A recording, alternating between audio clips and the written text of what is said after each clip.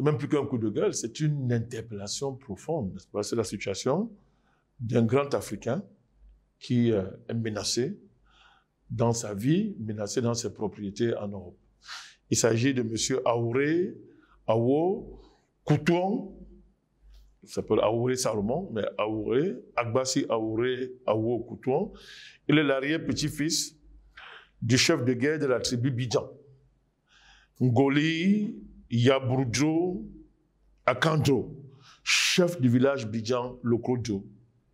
Ce grand guerrier historique, qui est le grand-père de M. Aouré, était chargé de superviser, écoutez très bien, vous allez comprendre les enjeux, le plan d'eau lagunaire de plus de 300 000 hectares, 300 000 hectares de lagunes, 18 000 hectares du cordon littoral maritime.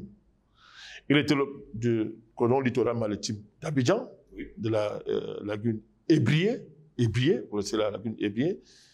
Il est le protecteur de l'île d'Ombotroya, Go, appelée improprement l'île Boulet, de 2100 hectares. Et je suis en train de vous parler là de pratiquement tout Abidjan, qui est la propriété, mon cher Jocelyn, de la tribu Bidjan. Ils en sont le dépositaire historique. Les Français sont arrivés en 1893, ont exproprié, comme ils ont fait partout en Afrique, arraché les terres, engagé la guerre avec ce peuple-là, et à cause de la résistance de ce peuple-là, les Français ont décidé de leur faire subir le martyre, l'un des plus longs de l'histoire de l'Afrique. Alors évidemment, tous les gouvernements successifs néocoloniaux de la Côte d'Ivoire ont perpétré le crime. C'est-à-dire qu'aujourd'hui, Abidjan vit sous la propriété d'Abidjan. Je viens de vous décrire cette propriété, 300 000 hectares, avec des îles pas possibles. Vous avez trois lacs, par exemple, qu'on a confisqués. Là, je vais vous faire part de... Par exemple, là, il y a le groupe immobilier du roi Mohamed VI. Le roi, Mohamed VI du Maroc, le fameux commandeur des croyants. Il commandait les croyants, n'est-ce pas? Parce que c'est allié à M. Ouattara dans la destruction de la Côte d'Ivoire, le hold-up qu'ils ont fait sur la Côte d'Ivoire, avec la communauté internationale autoproclamée de criminels. On connaît l'histoire, on ne va pas y insister. En récompense, donc, au service rendu, M. Ouattara s'est permis, n'est-ce pas, d'offrir à M. Mohamed VI 30 hectares, c'est-à-dire la moitié du village Bidjan.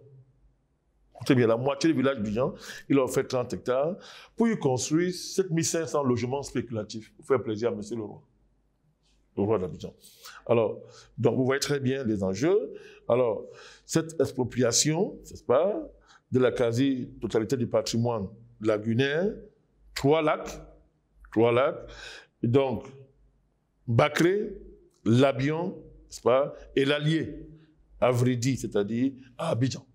Donc, on a exproprié tout ça pour donner ça à monsieur le roi du Maroc et ses amis Bolloré, et les Bolloré et consorts. Ils se partagent tout ça, n'est-ce pas? Parce que c'est le butin de guerre. Donc, ce monsieur, donc, qui est il est actuellement le président par intérim de l'association Copaïbouan, dit Copaïbouan, la coopérative des autochtones de l'île Boulé, Vridi, Ako et Nazikran, du Goto Bidjan. C'est-à-dire, c'est l'instance suprême de ce peuple-là. Il est le prince héritier. Il est président par intérim. Vous comprenez, à partir de ce poste-là, il ne peut pas rester comme ça et voir son peuple mourir. Il est en Europe, il a engagé dans un ensemble d'actions. Il a amené le dossier auprès de Mme Taubira, à l'époque officiant comme ministre de la Justice. Je crois en novembre 2014. Hein, je crois 2014, elle officiait comme ministre de la Justice. Très bien. On est 10 novembre 2014. Il a saisi Madame Taubira, qui a donc instruit qu'on l'écoute, qu'on l'auditionne. Oui. On l'a auditionné, et donc vous connaissez l'État français qui est un État extrêmement policier. On a vu M. Ouattara, tout ce réseau de bandits internationaux qui ont fait main basse sur le patrimoine de ce peuple-là, ont décidé donc de le punir. C'est ce qu'ils ont fait. On a tenté de l'empoisonner.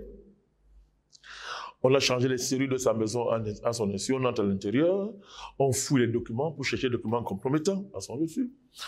On traque sa fille à l'école, elle ne peut pas étudier, peut pas étudier normalement. Et on dépose 4 balles correspondant au nombre de sa famille, le nombre des membres de sa famille, devant sa porte pour lui dire que ses jours étaient comptés. Il a dû s'enfuir donc au Luxembourg. Ben, croyez-moi, ce n'était pas fini.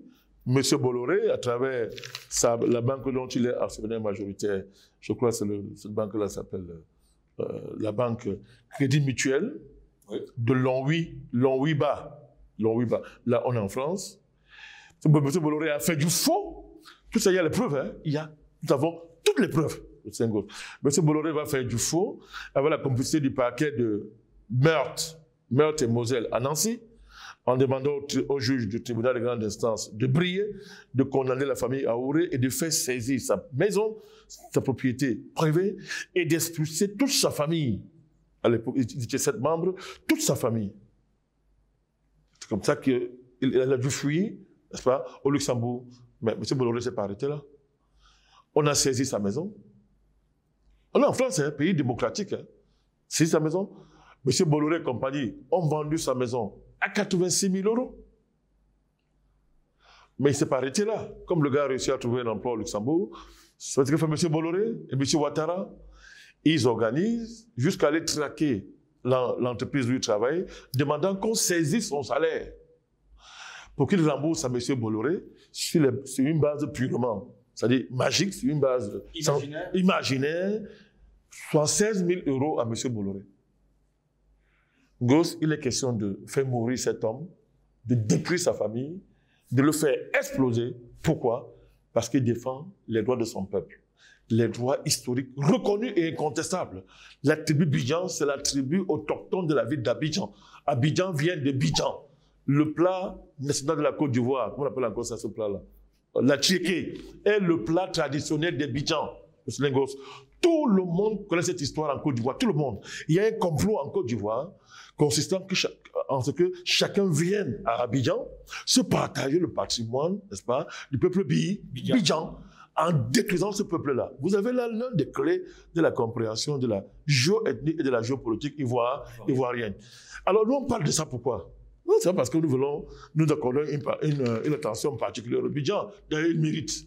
Chaque fois qu'un peuple africain menacé nous saisira, on fera notre travail. Mais le cas Bidjan est similaire à beaucoup de cas de peuples autochtones en Afrique en général et au Cameroun qui ont été spoliés de leur patrimoine. Le cas des Douala au Cameroun est connu, Kalsawa est connu. Ils ne sont pas les seuls. Si on parle du Cameroun, ils ne sont pas les seuls. Spoliés de leur patrimoine, ce qui a permis, n'est-ce pas, d'instaurer un système foncier faux, colonial, qui dépouille les communautés locales de toutes leurs propriétés au service, n'est-ce pas, d'un établissement administratif qui n'a aucun projet pour le pays. Donc, cette situation des peuples autochtones de toute l'Afrique. Donc, moi, quand nous saisissons de ça, nous voulons profiter du cas de M. Aouré, n'est-ce pas, du peuple Bidjan, pour poser sur la table le cas de tous les peuples africains qui ont été expropriés violemment par le colon et dont la continuité de l'expropriation continue à travers les dépositaires du colonat historique, les endocolons, qui se succèdent au pouvoir, n'est-ce pas, à travers divers régimes, et qui ne font rien pour réparer ce crime historique. Nous allons continuer à suivre avec vous, Jocelyn Goss, le cas. Le sujet nous intéresse au plus haut point. On va le suivre jusqu'au bout pour contribuer à préserver sa sécurité et se battre pour qu'il recouvre ce qui est de droit, sa maison. Ce n'est pas un crime d'avoir une maison. D'avoir une maison. Ce n'est pas un crime de défendre les droits de son peuple, Jocelyn Goss. C'est bizarre une fois de plus. C'est dans le pays démocratique qu'on vit ces choses-là. Allez savoir. Et comme le déclarait quelqu'un, s'il te faut supporter des injustices, console-toi, la véritable tristesse, c'est de commettre des injustices.